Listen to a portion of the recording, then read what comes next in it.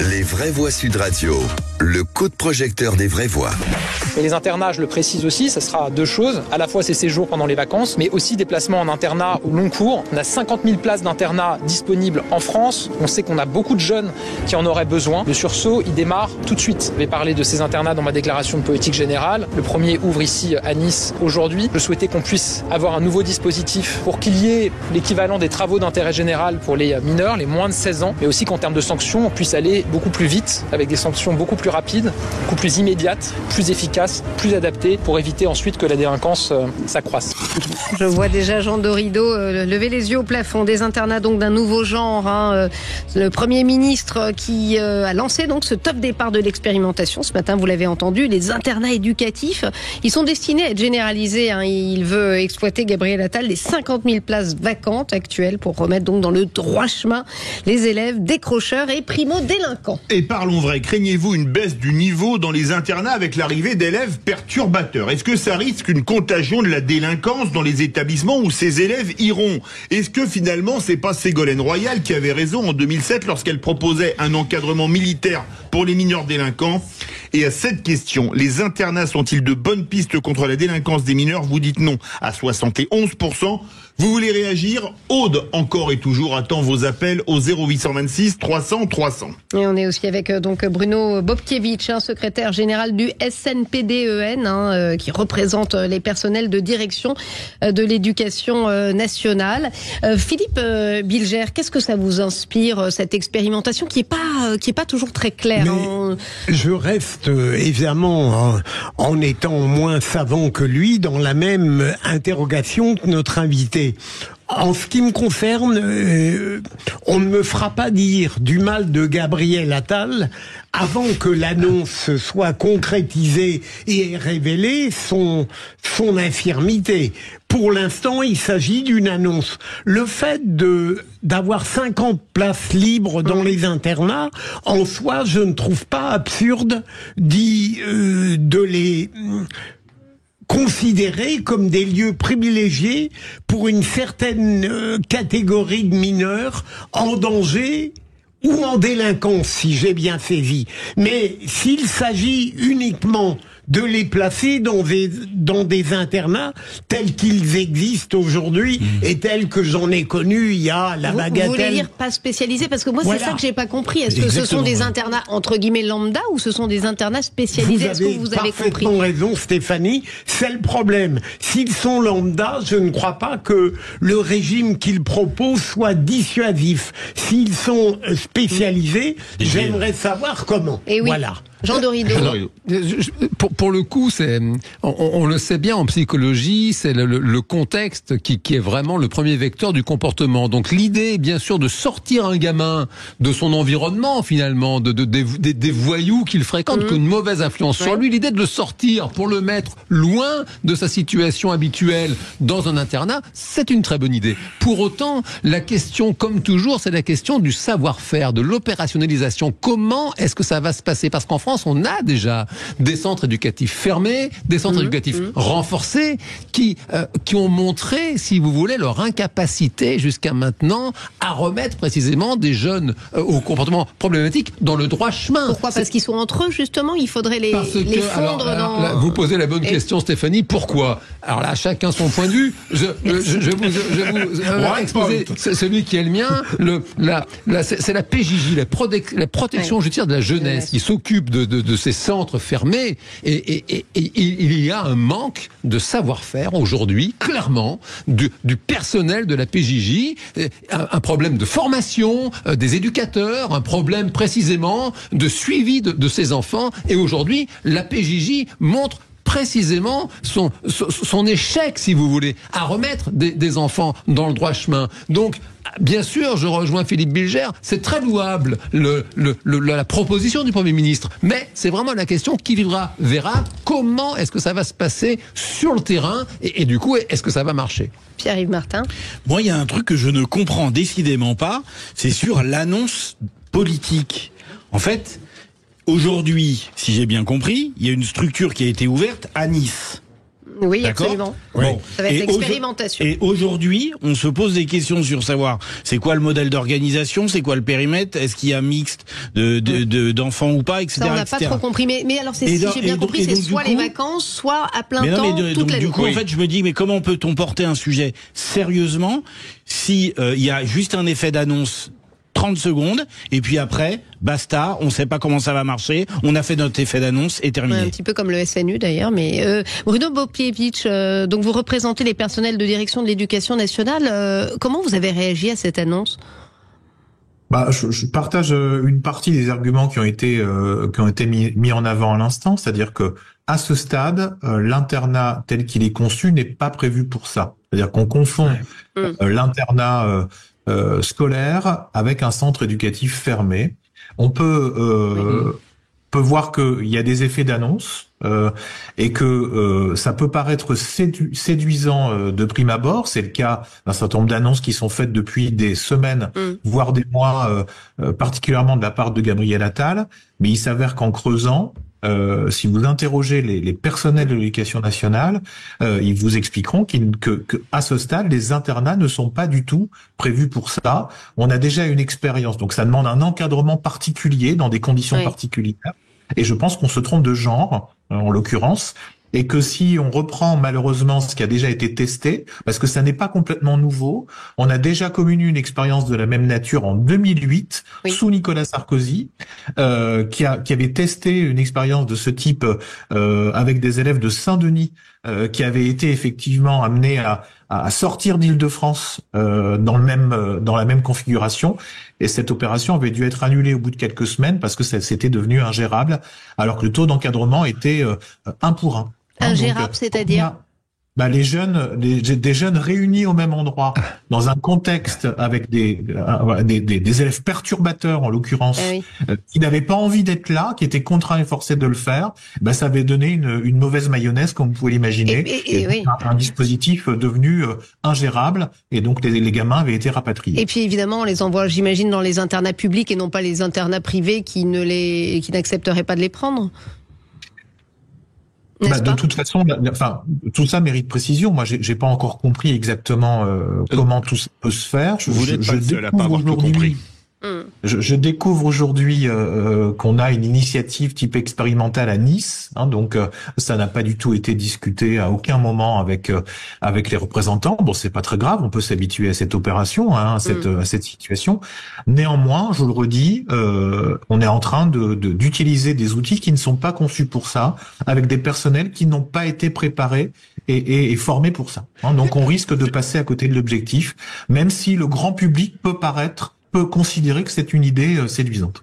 D'autant que je rejoins notre invité. C'est compliqué pour le commun des mortels, si j'ose dire, de comprendre comment se situe ce projet par rapport à l'existant déjà. On a des CPE dans les collèges et les lycées. On a déjà une aide sociale à l'enfance qui est vigilante. Il y a des travailleurs sociaux dans les écoles qui remontent dès qu'il y a un gamin qui a un comportement qui dysfonctionne, c'est remonté, et éventuellement il y a des mesures éducatives qui sont proposées aux parents pour déjà reprendre le droit chemin. Il y a effectivement pour les mineurs délinquants la protection judiciaire de la jeunesse, et là on a du mal à comprendre, et monsieur le dit, c'est vrai, c'est chacun son métier. Un établissement scolaire, fût-il un internat, n'a pas forcément la compétence, le savoir-faire pour s'occuper d'enfants au comportement problématique. Et on les met devant le fait accompli, manifestement, puisque monsieur qui représente les personnels de direction n'est pas au courant. Philippe Bilger. Est-ce que vous ne croyez pas que l'annonce de ces internats va impliquer une différenciation très sophistiquée entre les enfants, les mineurs, et dans leur catégorie de dangerosité? Est-ce que si on parvenait véritablement à examiner la qualité ou le défaut de nuisance de chacun, est-ce que vous trouveriez absurde cette sorte de sophistication entre les internats, les centres fermés? Est-ce qu'il y a quelque chose là-dedans qui pourrait accueillir votre assentiment s'il s'était réalisé dans une concertation peut-être trop tardive même? pense qu'il faut bien doser. C'est-à-dire que on peut admettre l'idée que l'internat peut être une solution intéressante lorsqu'un certain nombre de conditions sont réunies. L'assentiment de la famille et l'accord du jeune dans le projet. Parce que si l'élève est contre, la difficulté va être extrêmement importante. Maintenant, si on a effectivement par-ci par-là quelques places bloquées dans des conditions particulières, avec un encadrement particulier, avec un projet construit, on peut tout à fait tenter l'aventure et avoir des expérimentations qui se mettent en place. Attention à ne pas confondre l'internat et le centre éducatif fermé. Ne rassemblons pas au même endroit de nombreux jeunes qui poseront des difficultés parce qu'ils en posent déjà dans leur environnement habituel. Donc, tout ça mérite réflexion, expérimentation. On met un peu la charrue peut-être avant les bœufs. Oui, mais comme souvent, non. Oui. Voilà, on est sur un moment où on annonce beaucoup de choses. On ne concerte pas, on annonce et on réfléchit ensuite. Ce qui est quand même problématique politiquement.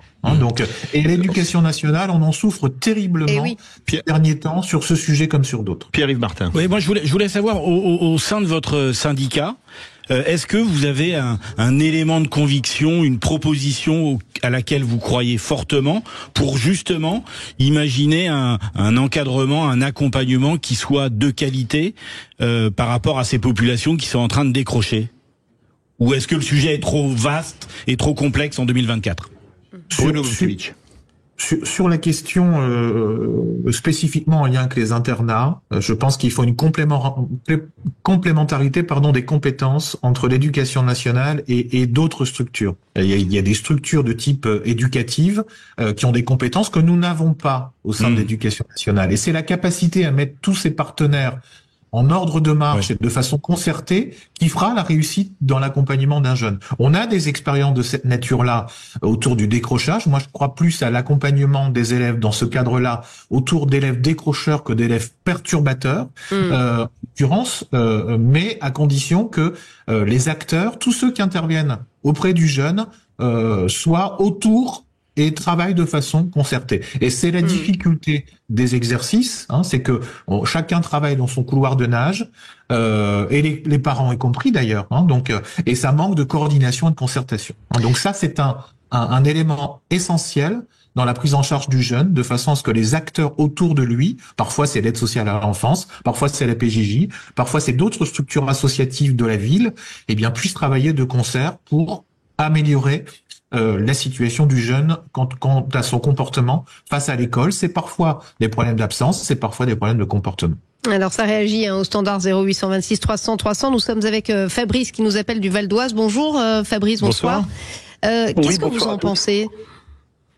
Écoutez, moi je pense que les parents, on peut proposer aux parents défaillants et dépassés de reprendre en main leurs enfants dans le cadre d'internat d'excellence ou peu importe le type d'internat. Mais pour essayer de leur redonner à ces enfants le goût et le chemin de l'effort, le goût d'apprendre, et pour leur faire réutiliser et peut-être pouvoir utiliser d'ailleurs les allocations familiales qu'on donne à ces familles pour payer, puisque les internats, il faudra bien les payer l'encadrement de ces internats, et de manière à ce qu'on fasse, ils n'ont plus soit les moyens, soit la capacité d'éduquer correctement leurs enfants. Utilisons les allocations familiales qu'on leur donne, qu'on leur alloue, pour payer ces internats, de manière à reprendre en main ces enfants sur les fondamentaux de notre vie en société, et pour qu'ils puissent réapprendre à honorer les gens qui passent leur vie au service de la collectivité, les profs, les médecins, les policiers, les gendarmes, tous ceux qui passent toute leur vie au service des autres, de la collectivité. Donc si ces enfants étaient repris en main, peut-être qu'on pourrait leur réapprendre, leur redonner goût, leur faire sens de la société, et peut-être effectivement leur permettre, pour ceux qui ont décroché, de raccrocher les wagons et de ressortir de là avec un diplôme ou une formation qui leur permettrait de s'insérer dans la vie sans passer pour autant à faire le chouf ou à faire les idiots dans la rue, à tout casser, à tout brûler, à tout et à tout faire payer aux autres, bien évidemment.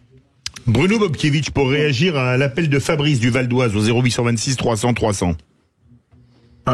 J'ai un peu de mal avec l'idée de confisquer les allocations familiales pour financer un internat. C'est-à-dire, l'État doit aussi prendre sa part si jamais il devait y avoir une initiative de cette nature-là, parce que la question évidemment du financement et du coût que ça représente va se poser. Donc, il faut rappeler que dans un certain nombre de situations, la famille est elle-même victime de la situation et évidemment, ne souhaite pas que son enfant soit en décrochage ou pose des problèmes de comportement. Donc on rendrait la famille financièrement redevable et responsable de quelque chose. Je crois qu'il faut regarder ça de près. Je partage pas forcément cette idée. Voilà. Oui, vous voulez répondre justement ça... Non, ma chère Stéphanie. C'est Jean Dorido qui demandait la parole. Non, mais j'avoue que c'est passionnant d'entendre les réactions de notre invité. Et moi, je continue à penser, évidemment, que l'internat, dès lors qu'on aura des précisions sur cette catégorie spéciale d'établissement, peut être une solution, peut-être pour une catégorie moins dangereuse de ces délinquants mineurs. C'est-à-dire qu'en fait, ce qui n'est pas net dans le discours du Premier ministre, c'est de savoir quel est le public finalement qui est concerné, qui est visé. Est-ce que ce sont des élèves décrocheurs? Ils veulent prévenir avant qu'il y ait un acte de délinquance. Ça, ils l'ont dit clairement. Ça donne une dimension presque punitive à la démarche, sachant que, encore une fois, il y a déjà... On a toujours le sentiment d'un exécutif qui réinvente à chaque fois l'eau chaude. On a déjà des infrastructures qui sont prévues pour les mineurs délinquants, et c'est difficile de comprendre. Non, mais c'est avant le passage à l'acte, donc vous pouvez pas... C'est les primo-délinquants, là, en l'occurrence. Dans primo-délinquants, il y a délinquants. Donc, un mineur qui est délinquant... Pour les sortir du milieu naturel. Voilà, il a été précisé, là, pour le coup, que c'était... Voilà, pour anticiper, je sais que vous ne voulez pas ce terme, mais prévenir un acte de délinquance. Soit le mineur est délinquant, et donc il y a un problème, et là, c'est la PJJ qui s'en occupe, soit il n'est pas délinquant, et là, à ce moment-là, c'est les services sociaux qui s'en occupent. Non, mais c'est pour l'empêcher de passer à l'acte. Mais s'il est délinquant, s'il est primo-délinquant, il a déjà été délinquant. Non, mais ça, pour le coup, c'était assez précisé que c'était avant un passage à l'acte. Donc, dans ces cas-là, qui peut dire que quelqu'un va être délinquant? Je sais pas, c'est pas moi qui ai fait la... C'est vrai que Bruno Bobkiewicz, il y a quand même un flou artistique alors proposer aux parents, pardonnez-moi, dont l'enfant commence à avoir de mauvaises fréquentations, de l'envoyer en internat pour retrouver un cadre plutôt que de sombrer dans la spirale de la délinquance. Donc c'est de la prévention. Qui va faire l'évaluation? S'il vous plaît, chacun son tour. Qui va faire l'évaluation? Qui va faire le document qui va permettre de dire cet enfant... Mais non, mais on sent quelqu'un qui tourne mal, qui... A priori... Mais comment, de façon observable et mesurable, vous identifiez qu'un individu tourne mal? Non, là, quand même, je suis pas d'accord. Les mineurs... On va demander à Bruno Bobkiewicz, c'est vrai qu'il y a quand même un flou artistique dans ce domaine. Alors moi, et comme dirait Martine Aubry, quand c'est flou, il y a un loup. Il n'y a pas qu'elle qui le dit. Je ne fais pas partie du service communication du Premier ministre, donc il faudra interroger ces services pour avoir des précisions. Néanmoins, s'il s'agit de donner des opportunités à des jeunes pour lesquels l'environnement peut apparaître comme néfaste, c'est des solutions qu'on envisage parfois avec des familles, il faut l'admettre. Donc, c'est des pistes qu'on peut creuser. Mais on ne parle pas du même public quand on parle de cela. Là, moi, j'avais compris, à travers ce que vous disiez, mais de ce que j'ai entendu depuis ce matin, parce qu'encore une fois, il n'y a pas de communication claire et officielle sur ce sujet, j'avais entendu parler de jeunes délinquants. Et auquel cas, ça n'est pas le même public. Quand on a des jeunes qui sont en train de déraper, pour lequel l'environnement peut apparaître comme défavorable. Je me souviens l'avoir proposé il n'y a pas si longtemps que ça à une famille d'une jeune fille qui avait des fréquentations qui lui étaient défavorables et qui créaient notamment de l'absentéisme. Là-dessus, il y a sujet, il y a débat. On peut effectivement réfléchir à comment, à l'intérieur même de l'éducation nationale, on peut gagner en efficacité sur l'utilisation de ces 50 000 places, à condition que ce soit un projet construit par tous. Mais ça n'est pas le même public. C'est ça. C'est pas encore complètement construit en tout cas. Il parle d'ailleurs d'engager aussi la responsabilité des parents en cas de refus. Il parle un peu de tout, le Premier ministre. Mais c'est vrai. Il en dit des choses. C'est la fin.